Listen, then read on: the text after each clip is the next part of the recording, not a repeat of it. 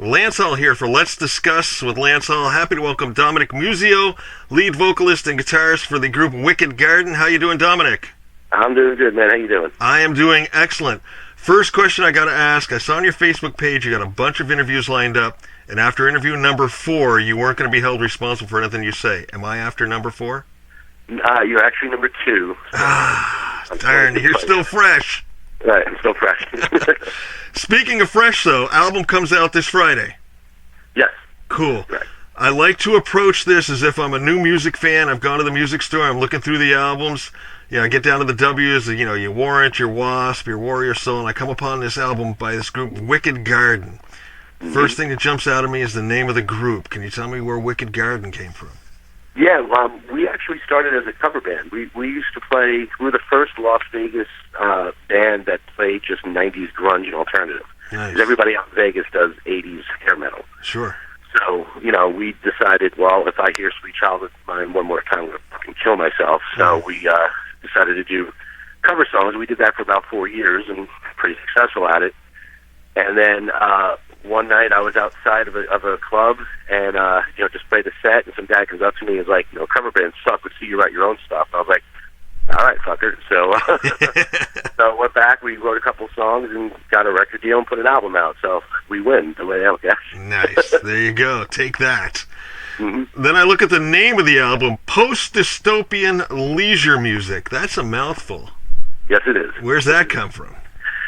It was a joke, actually. While we were recording the record, Sean Trojan is a guitar player. Me and him, we had a few beers, and we were mock interviewing each other just to pass some time as a goof. And Sean does this horrendous English, Cockney accent. It's so awful. So I was interviewing him. I was like, how would you describe Wicked Garden's sound? And he was like, post-dystopian leisure music. I was like, oh, fuck, that's good. There you go. The perfect title.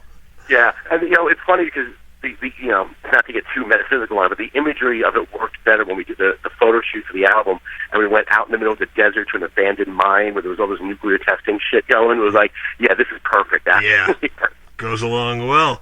Cover art is very cool as well. Who came up with that? So it was Sean's basic idea, and what he did was he had his wife Jennifer. We ordered some gas masks from the internet, and we put that one basically on a wig head and put some headphones on it, and Jennifer just took pictures of it, gave it to my son, and my son's like this graphic artist and YouTube genius, and he designed the label, on the album cover from there, so that was pretty much all they're doing. Nice. Now, you've got a video out for Already Gone, which I understand is a bit of a family affair as well. I was looking at some of the credits. Now, your son, did he shoot that video for you, directed it or something? Yeah, my son and my fiance shot it with with their camera equipment. My son edited it as well, and he's kind of got a cameo in there. He plays the engineer fiddling with the buttons, and then the lead of the video, the girl who steals the record, is actually my daughter. Nice. So yeah, we had him. That's what you do when you have no budget. You just get your kids to do stuff. I think it cost me a dinner at Olive Garden, so it worked out well. Exactly. I tell you though, speaking as a father myself, though, is there anything cooler than getting your kids involved in your work, though? No, man, it was great. What was really cool is I'm one of the few fathers in the world with teenagers who didn't think I was a complete loser, so it worked out well. Yeah. They're like, yeah, we'll do it. I was like, okay, sweet. Nice. That's awesome.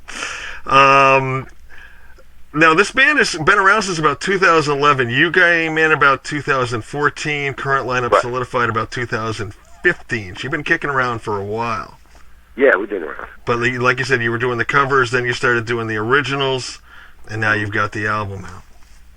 Yeah, it's been a trek. Sean is the guy that's been there from the beginning. It was his idea. It was his baby. He grabbed Jay after about a year or two, so around 2012 and 13, and the band kind of broke up. And he put an ad in Craigslist for a lead guitar player. And I've been knocking around Vegas for a while in some cover band, so I answered the ad, and they brought in a singer, and it wasn't really that good. And I was like, guys, I'm actually a singer. Before I was a guitar player, I've always been a singer. Yeah. But let me just try it. And I came in and I did. And they're like, okay, yeah, we'll do this. And we were a three-piece for about a year. And then we had another guitar player named JC. And then after he left, we hired Troy, and Sean shifted from bass to lead guitar, and the rest is history. Nice. Now, I got to add, this is one question I had. It sort of goes back to what you were just talking about.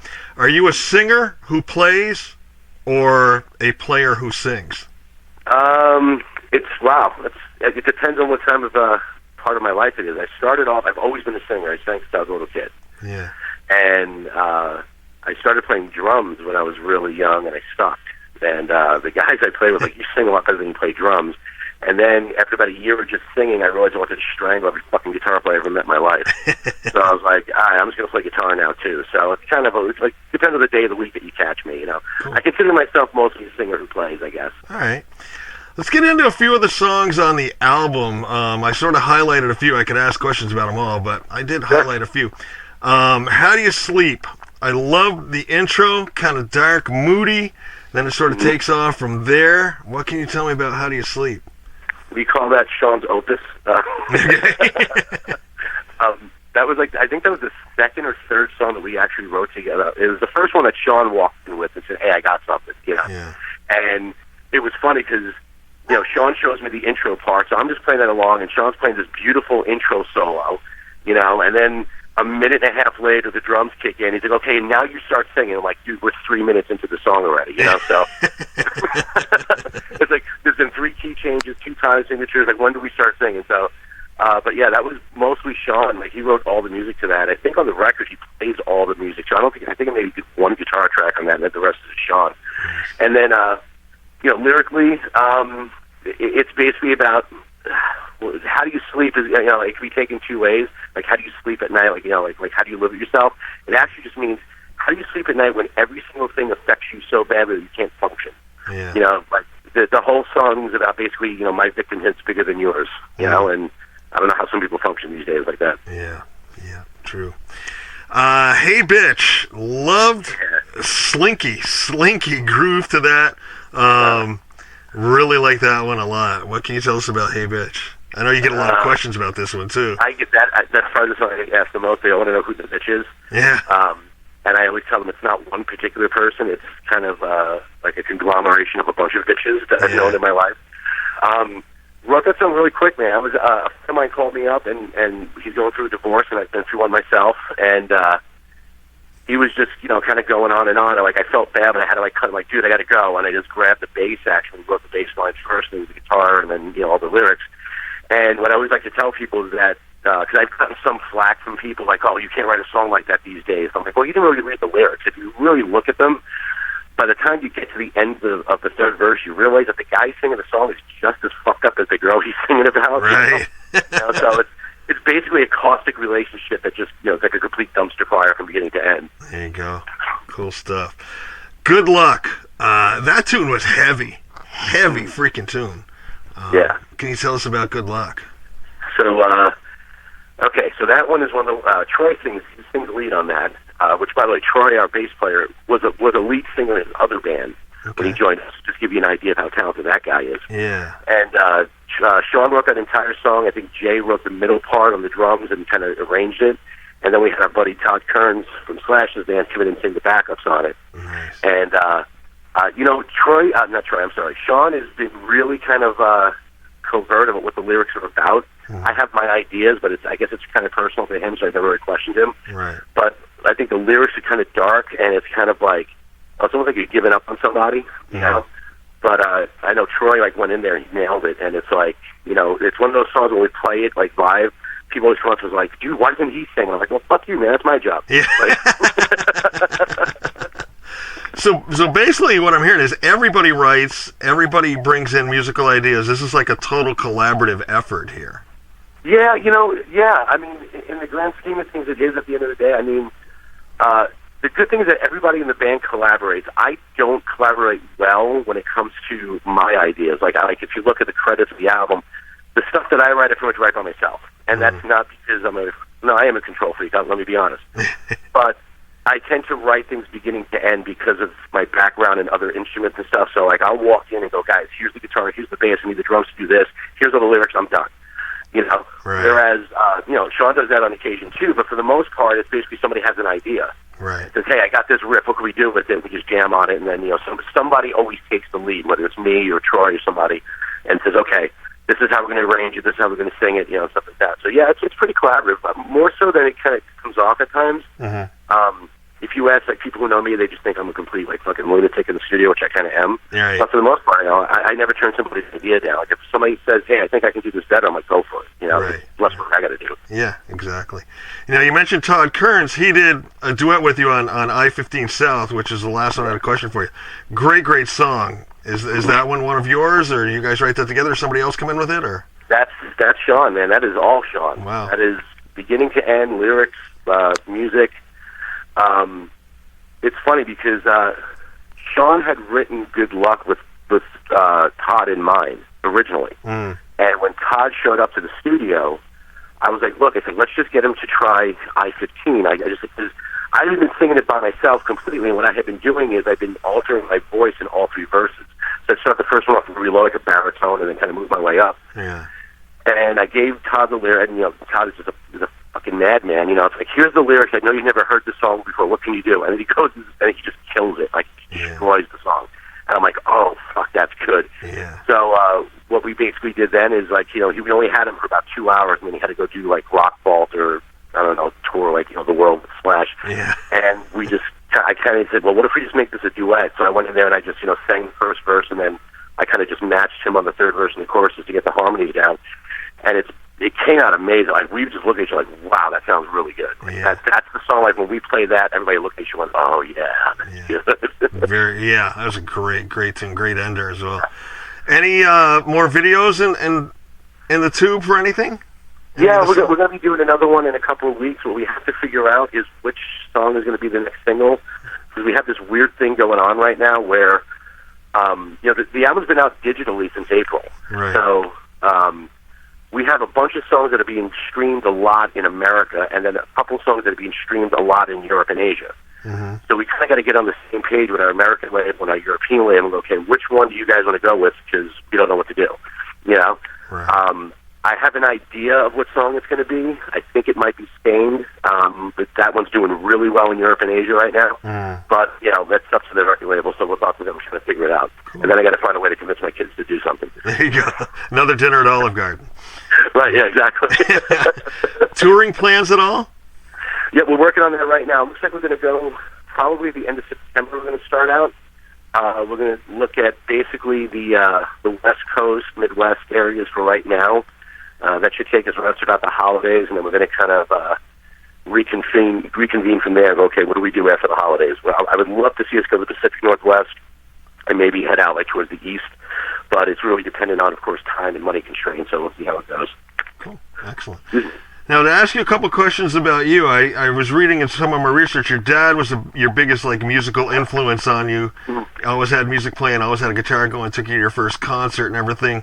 What's your earliest musical memory of him? Do you remember a particular song that you identify, an early musical memory? Oh, man, that's great. Well, yeah, Elvis. My mother was a huge Elvis fan, and I used to basically just mime Elvis in front of the mirror and sing to the songs, and then they started putting me in talent shows in the Catskills, believe it or not, when I was like 4 or 5. Right. You were like, what did they call you, the Little Elvis or something? Yeah, so I used to do that, and then, my father took me to, the Doobie Brothers when I was, 3. Wow. Something really just like that. So it's like, there was constantly music. My dad used to rehearse in our kitchen, and my mother used to put me in the playpen in the kitchen while my dad rehearsed, full blast, playing Grand Funk Railroad at 3 in the morning. Yeah. And I'm just in there, just bopping around. So he infected me the way I look at it. Very, very cool. The other thing you and I have in common, I read, you are a huge Concrete Blonde fan. Oh, yeah, big time. Yeah, that's a fabulous band. I love the dark imagery. And you actually met Johnette? I met her once, and I literally, forgot my name. She asked me my name, and I just was like, I don't know what to say. It's the only time, I was young. This was probably but she was doing Pretty and Twisted. So yeah. Mm-hmm. So I was 20. And, but yeah, she played this dinky little club in New Jersey, and I drove 2.5 hours to get to the show. Yeah. And it was really intimate. There was maybe 100 people in there, and they came out and they just crushed it. And then afterwards, she was signing autographs, and she came, and I went up to her, and I don't even know if I put my hand out. I think I just stared at her like a creep for about 3 minutes. Yeah. I was completely I couldn't talk. Yeah. She's the only person I've met in my life, and now, of course, years later, I've met a lot of famous people. Yeah. And I just completely, like, my tongue fell out. Wow. And I've seen her like 4 or 5 times in various, either Concrete Blonde or some solo stuff that she's done. Right. All these things I've ever seen that actually makes the hair on my neck stand up every time she sings. It's incredible. Yeah, I remember that Pretty and Twisted album. That was a great album. Oh, yeah. I've always said I would quit playing music, with my band if she took her to be her fucking triangle player. That's all I would do. I'd be happy. Talking with Dominick Muzio here, lead singer, vocalist, and guitar player for Wicked Garden. The album is post-dystopian leisure music. You can stream it now, but the physical copies, I guess is what we want to say, are coming out Friday, right? Yep. So they'll be in stores everywhere on Friday. You can also check it out through a record store. You can get them on Amazon. I sell them on eBay. They're going to be everywhere, so you won't be able to get away from us. Cool. Dominick, I always like to end my interview with some fun questions. I'm hoping these are questions you've never been asked before, okay? Well, so far, most of the stuff you've asked me I haven't been asked for, so thank you. All right, no problem. Appreciate that. Would you rather be stranded on a deserted desert island alone or with someone who never stopped talking? Oh, alone. Okay. I can't stand people. Yeah. Current cell phone ringtone? I don't have one. I got like the generic app, AT&T, do-do-do-do-do-do. Okay. Yeah. Favorite toy growing up as a child? Favorite toy?